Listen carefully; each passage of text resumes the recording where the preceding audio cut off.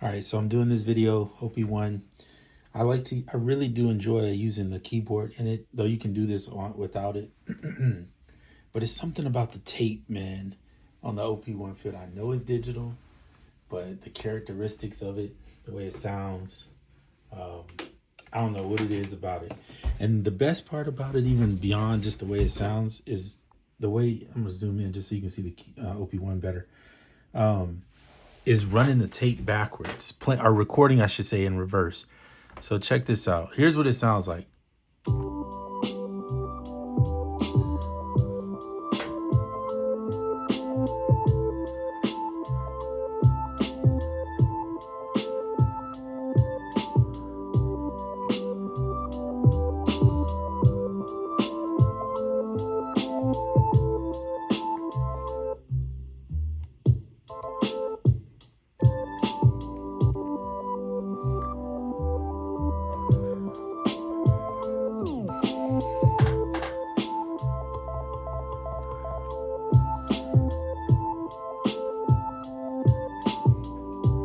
So of course it has its performance effects and etc., which is cool. I don't probably use it that much. I like building the idea in here or using this more as a synth out to other stuff like Loopy Pro if you want to use that.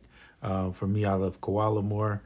But it's cool, really cool with this effect. So I'm going to show you, it's been shown in other videos, but I'm going to show you how I did it in this one. Let's go end. So I'm going to set a loop point, 1, 2, 3, 4 bars, set it out. And instead of going, so and of course you need to set the tempo. You can put your metronome on. I don't like the metronome loud, but just on. MIDI sync. No, let's do whatever. All right. So I have it set at 77. I'm gonna go back in. So this is unique about this device. I don't know too many devices that do this, but instead of just hitting record, if you set it to the end, now first of all, let me get a keys on there so you can know what I mean.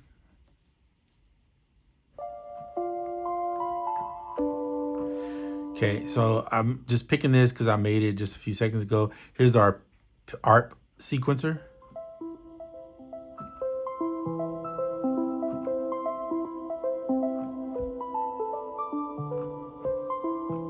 All right, so I'm going to use that. I'm going to set it to hold.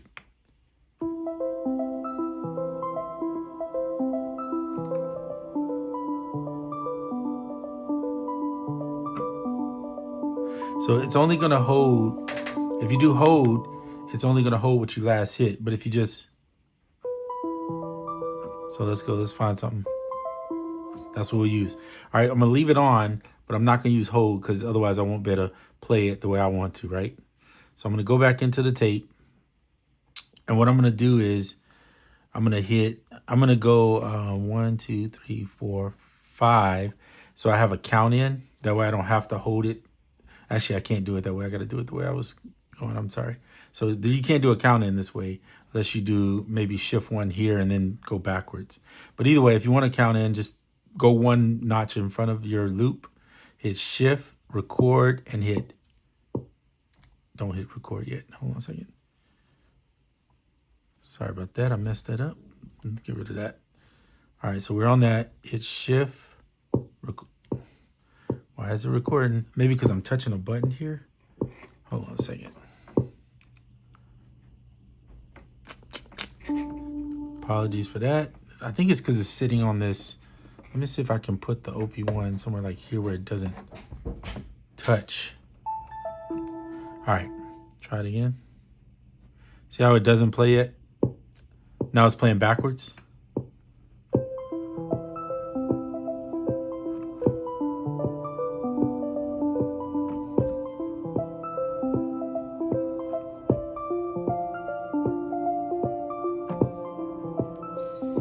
Okay, so hit stop, shift to this one, and we're gonna slice this endpoint off, get rid of it. Okay, now it's played in reverse, but now we're just gonna play it forward. And you get that, the warble, which is cool, right? You can make some. Then if you go to your drums, oops.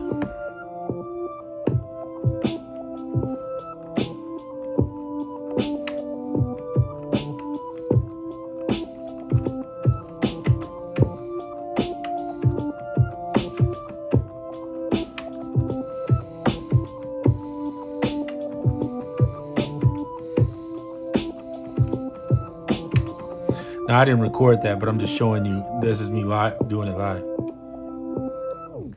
But that effect is how I got this other one. Now, of course, I played a different note for sure. I didn't play the same thing, but we're gonna set the out there. 1, 2, 3, 4. Set the in, and then I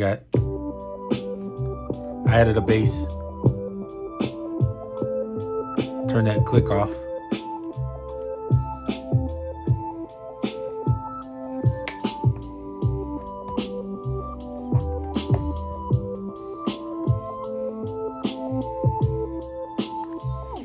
So that's one of my favorite features. Being able to use the tape. The tape, if there was a plugin like this, I'll be honest, if there was a plugin like this, I probably wouldn't need the OP-1. I'd be fine without it because I just use it in Ableton and be like, I'm cool. But it's features like this that I don't know any other plugins that do that. That have that digital tape that sounds good, but also at the same time, being able to reverse the tape, play it and rewind. I know you can make some stuff close to it, like by using like a reverse tape. You could probably record with a tape effect and then try to reverse the sound. I guess you could just do it that way in a DAW, just reverse the clip or whatever you created and then make it sound kind of warbly like that, or put an effect on it. But I don't know, it's just something about having it as portability here. Now, I still believe that they need to update the sequencers in here. I think they need to add a granular effect, either a granular effect or a granular synth, and a drone synth of some sort would be nice to have, because those are things that people are using. We're all using them nowadays in music and stuff like that, for textures, for backgrounds, for whatever. And then they need to fix the chopping, because the chopping in the KO2 is really good. In my opinion, for what it's worth and for the price that you pay for that, it's a lot better chopping there. Now this one, the difference in chopping is you can see the waveform. So obviously you're paying a little bit more premium cost to be able to see. Let me turn the sequencer off actually, because it'll mess you up on to be able to see the wave, to adjust, to be able to zoom into the wave. You can do all that on there. So you got more chopping ability from a visual standpoint. But even without the visual on the KO2, it's still pretty easy to do. But there's a few things on that. Everything has some issue you want fixed. Is quirky about it. Like no resample on a sampler. It's like, what? And then no, you don't have anything where you can hold the record down or press the record and it time you in properly. It's just like, because you got to hold a pad. So if you want to play a real instrument in it, what are you going to use to hold the pad? Why? Anyway, it's a lot of stuff that needs to be fixed. That's every piece of device that you get is going to have some quirks about it. You got to figure out what you can put up with and not put up with, especially when you're going hardware. Shoot, even software these days, but particularly hardware, just because of the fact that they update them a lot slower typically than you would see software getting updates. So I hope soon that they will update this, because I do enjoy the OP-1. The fact that I can brought my own drums in, I can bring my own sounds in, and it's super portable, battery powered, it's powering this keyboard. It can power other stuff. Of course, it has speakers on there, and then on the back you get the speakers there, and there's one on this side too, and it's got a mic. So there's a lot of little things about it that are all packed into this little bitty device that make it fun and easy to use. But I do think they could come up with a better solution on getting the drums chopped. I do think that they could work on allowing you to have since it has USB-C, allow me to have a 1 and 2 in or out rather, and a 3 and 4, like at least two tracks where, or 4 tracks or whatever, where it could go out and you can send the sound out. That would just, I know they want to get you to buy the TX6, but who can afford the TX6 when you just bought this, right? It's just virtually impossible unless you're rich, I guess. And they ain't giving them out for free. That's for a fact. So just things like that could help, especially if you buy their flagship device. You should be able to get a few extra things and perks for it. That would eliminate people I think not eliminate it, but like get people to stop spending so much time complaining about the price and realizing that, hey, you're getting a lot for a pack because it's already a quality package. I can tell you now, it's not cheaply made. It's very much a quality device, and the software is just needing a little update. That's just my opinion on it, and I think other people know it too, which is why you see people have them and then you see people let them go. And I've been guilty of it and could be victim of it again if they don't make some choices to update, because you don't want to spend money just for a synth. You want it to be a sampler, a synth, everything in one, because it's such a premium product. Anyway, that's my take. A lot of good stuff. Definitely get these sequencers updated. This thing needs to have at least 4 to 8 bars there that you can put in. And it just really needs a really good update. You should be able to play into this sequencer. And as current, I think you can, but the timing is off or something like that. So it just means they need to put some effort into that updating. I know they're a small company. I heard somewhere they have 60 employees. I'm not sure if that's 100% true, but that's what I've heard. So they're not like a top tier company as far as like an Akai or an Arturia or somewhere where they have programmers and all these extra people. They have a handful of them that actually do the work. But it's a great device. I'm not gonna bash it no more. I wouldn't bash any other device for the most part. I'm just telling you what it is and what it doesn't do and what it does well. So anyway, we'll turn that off. Go back here. Dimensions is my favorite plugin for this, but and you can turn that sequencer off. I don't know why I didn't. I thought it.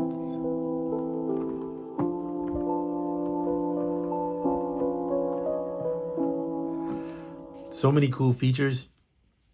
I think, if they already have okay, so if you go in here, no, don't do that. We're in dimensions. You have an ADSR, right? You have one effect. Here's another thing too. You have an LFO and an effect. It would be nice if you could have multiple effects on one device. Otherwise, you would have to sample it, resample what you have, and then make a new one. That's a bit much. They should be able to allow you to at least have 2 to 3 effects on one device. So in other words, if I want to use the reverb, cool. If I want to use maybe some delay, at least 2 would be nice. And then this is another thing too, like I'll say about it, and I do love it, but I'm being picky about this, that this is all the effects you got. Okay, they just added terminal, which is really good. I love terminal. But can we get, can we have about 30 effects on a device that's this expensive? I mean, let's be honest. Can we have 30 effects? And can we use more than one? At least 2 to 4 of them on a sound. So you don't have to go on a synth. So you don't have to go sample it and then try to, that's just insanity. The other things, the LFO is fine. I'm not worried about that so much. ADSR, perfect. This is perfectly fine. Like, here's a good spot to add something else to it. You're on the screen with the synth. If you hit shift, it does literally nothing right now, right? There's no shift function for that. So you could move stuff around. Like, you could have a shift function for each device, just like you have. And now on the drums, they do. So you'll see up here, any of these color coded ones. Like if you're going to one shot an instrument, it needs to be like the arrow with the 1. And if you want the instrument to cut each other off, like choke groups, it's a G for group, right? And then you have one choke group, which is fine. That works fine. But if you look here, if you hit shift, now you got attack, you got the volume of the sample, which you can change. You got the left and right panning. And then you have, I forgot what this arrow is for. To be honest. Oh, to reverse the sample. So play it forward or reverse it. Yeah, that's what that's for. And then, yeah, it tells you which key that sample is on. So it's on G sharp 2, which is kind of cool. So there's a lot of good in that portion. The sampling is 20 seconds on the drum track, and I think it's like 6 seconds on this, which is fine, because most of the time if you're sampling into the synth, you're only putting like a one shot, right? That you're going to take that one shot and then and use that as an instrument. So that's perfectly fine. This amount of time on the sample is 20 seconds. That's fine too. I don't have any complaints on that. 20 seconds is a lot of time, especially for drums, because I can get usually quite a bit in without even 20 seconds. So that's really good. But yeah, they definitely, if I prioritize anything, it's gonna be these synths. If I'm TE, I'm working on getting these this sequencer better. They kind of gave us an in-between fix on the tape with this whole merge drop, because now, like I did all, like if you watch this, let me show you. Here's the drums, I believe, right here, if I'm not mistaken.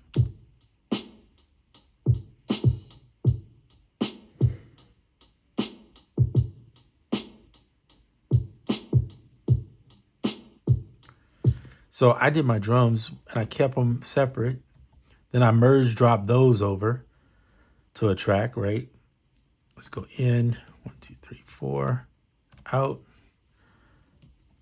So I moved them down where you have some room on your, this tape is 6 minutes long. So each tape is 6 minutes. So you got plenty of time, especially if you're doing 4-bar, 8-bar loops. You just build all across the tape. And then if you want parts separated, do them in a section and then merge drop them into another section so that you keep your separate parts, but you also have it here. It's a little bit of a workaround because you're working on a tape, which makes sense. You're not working on a standard MIDI track or a DAW. I understand people want MIDI in this thing, and it would be cool. And that's where the sequencers could get better to help you with the MIDI portion. Like in the MIDI sequencers, you could lengthen notes, be able to expand a note would be nice. Being able to do that would change the game. Especially on that pattern. That pattern thing could be really good if they just enhanced it a little bit more. Endless is its own little beast. I'm not even going to get into that. I think it's made quirky so that you can try to come up with new ideas, which is okay. But the pattern sequencer could be really a game changer if they just worked on even that one and made it better. Let's see here. So yeah, I merge dropped those drums, and then I was able to add the bass on the line and the reversed sound, reversed arpeggiated dimensions chords that I played, which I don't even remember what I played. I just played it. But either way, it's nice. But yeah, there's some updates I'd like to see on this for sure. I don't want to make this video too long. It's already 18 minutes. I know a lot of people don't want to sit and watch a video that's super long, especially because I'm not rehearsing these videos. I'm just recording them. So I'm going to try to end it by 20 minutes for sure. But that's it. That's all I have really with the TE OP-1 field, is that there's so much they could do. It's complicated to use and not complicated at the same time. Because if you're not used to playing with audio and you're not used to recording your stuff like that and used to adjusting MIDI notes and stuff, this ain't for you then. I'll be straight up honest. Do not get this if you like adjusting MIDI notes. It's an audio tape recorder, sequencer, whatever you want to call it, but it's not for adjusting MIDI notes. You're going to be recording audio. And the only other reason you would get it if you don't like that is if you just want to use it as a synth and you really like the synth engines in it and you want to build your own sounds and have it on the go and then maybe record into another DAW of some sort. So you can definitely sample into it. There's a radio in it. I'm not going to sit here and go over a radio. I think you guys understand.